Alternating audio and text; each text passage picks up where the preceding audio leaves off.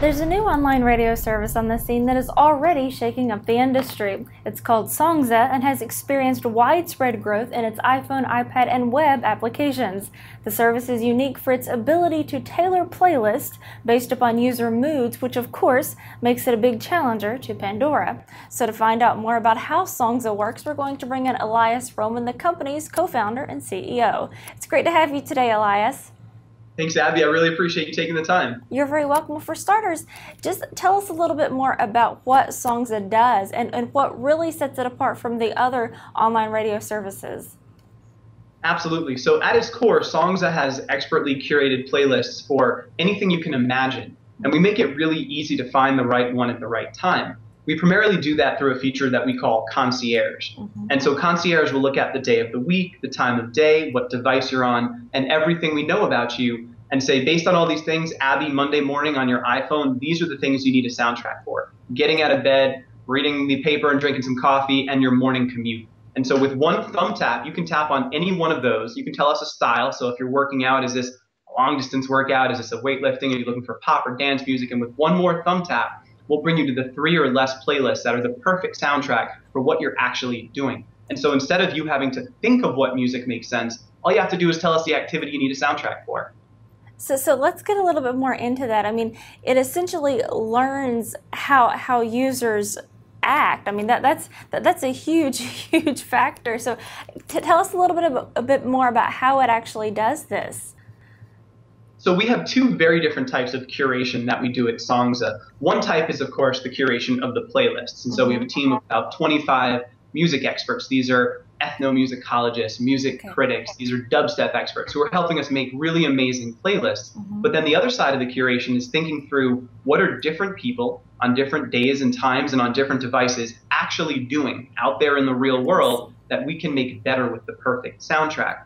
And so we have this superset of all of the things that, let's say, an Android user or an iPad user is doing on a Monday morning. And then very, very quickly, we start to learn about your lifestyle and your habits, and we match the things you are actually doing with the app. And so the experience becomes like walking into a Starbucks and they say, hey, Abby, the usual latte, because they know you there. And so you get that very much handheld curation concierge experience through Songza, because there are very few companies at the end of the day that know when you sleep and wake up and when you hang out with your family and when you're exercising or entertaining. You tell those things to Songza so we can make them better. And that allows us to offer a really valuable, really differentiated experience. That's really fascinating. Well, another great thing about Songza, it prides itself for not having audio ads. So how does it do this, and how does it make money then in return? Sure. So just from a philosophical standpoint, we always describe having audio ads in music as selling a parachute with holes in it. We would just never do it. We love giving the example of you're having a classic dinner party, you're getting lucky and a toothbrush commercial comes on. We just think that's totally unacceptable. And so we built Songza from the ground up, knowing that that wasn't going to be an acceptable advertising stream. And so right now we do have display advertising. We have a B2B platform that other brands can build on top of and offer their own co-branded concierge experience, which is really cool. And so those are both compelling forms of revenue right now. Longer term, though, we have our sight set on something different, something I can't unfortunately talk a ton about, but the sort of thing that makes sense when you package music as a lifestyle product, not just as media that you search for by artist or album or song. So how does Songza plan to face the challenge of building a business in the midst of the high royalty rates for artists?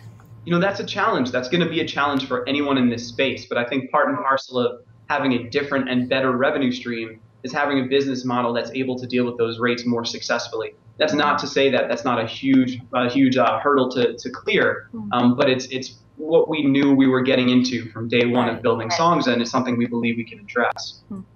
All right. Well, Songza has experienced widespread growth recently with becoming the #1 free app on iTunes for the iPad and the #2 free app for the iPhone. And I understand that the app has also surged on Facebook as well. So what can you tell us about this growth, and can you share any other specific statistics with us? Absolutely. We were an early integration partner for Facebook back at last year's F8. And that integration has been tremendous for us. It's led to a 1-to-1 referral rate. So every Songza user who connects through Facebook generates one additional Facebook connected Songza user per month. And actually, since launching on iPad a few weeks ago, we've seen that increase. We've seen that referral rate increase, which is tremendous. And so every day we have over 100,000 Facebook connected Songza users, and that group in and of itself is actually only a small part of the total user base, but they're driving tremendous social referrals for us. And I think an important part of that is what they're sharing back to Facebook for their friends to see are really interesting, expertly curated playlists. And so it's one thing to see that Abby's listening to the new song by M83 or Adele's Rolling in the Deep. You know, that's interesting, but it's a lot more interesting to know that you just shared a picture of yourself hiking and you're listening to songs as music for a woodland clearing playlist. Or you shared a video of you and your friends at a dance party and you're listening to songs as indie sweaty dance party mix. I think that more interesting content has made it a more successful integration for us. Absolutely. But do you plan for further integration with Facebook's Open Graph?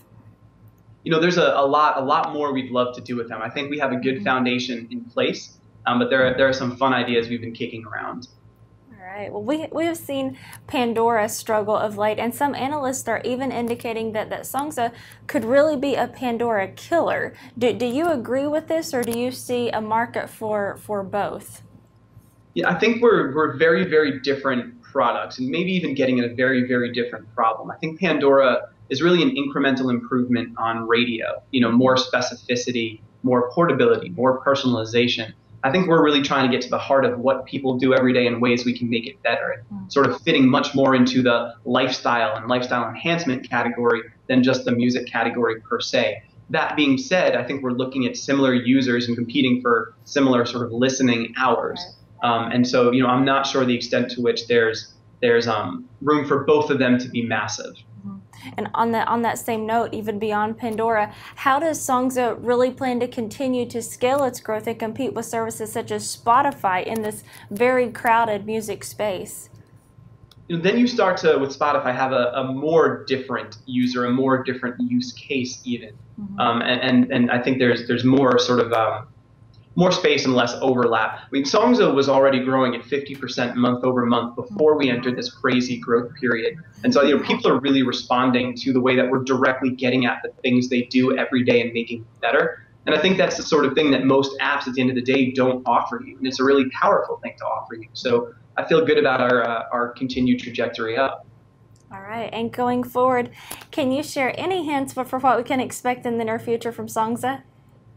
Absolutely. You know, I think there are a few very, very short-term priorities we'll be addressing. One is, of course, different platforms, being ubiquitous on the platforms that matter most. And so on our very, very short list, bringing Concierge to Android is, of course, a massive opportunity. We haven't yet done that. And that's a huge user base that'll love it. Sonos, Roku, real lifestyle platforms that will bring songs and much more into your house, into your living room for your entertaining needs or your napping needs or your hanging out with the family needs or your playing game needs. I think there's a really great opportunity for us to start enhancing the things you're doing around the house with those sort of lifestyle platforms. You'll also see us just increasing our ability to get smart and get smart quickly. So it really does get to be that concierge or Starbucks-like experience where you truly feel like this is a relationship that you have with Songza, not just a transaction each time you interact. All right. Well, we look forward to seeing what's next. Thank you so much for talking with us, Elias. We really appreciate it. Thanks, Abby. My pleasure. You're very welcome. And for more information on Songza and the service it offers, visit songza.com. With this Web Per News Report, I'm Abby Johnson.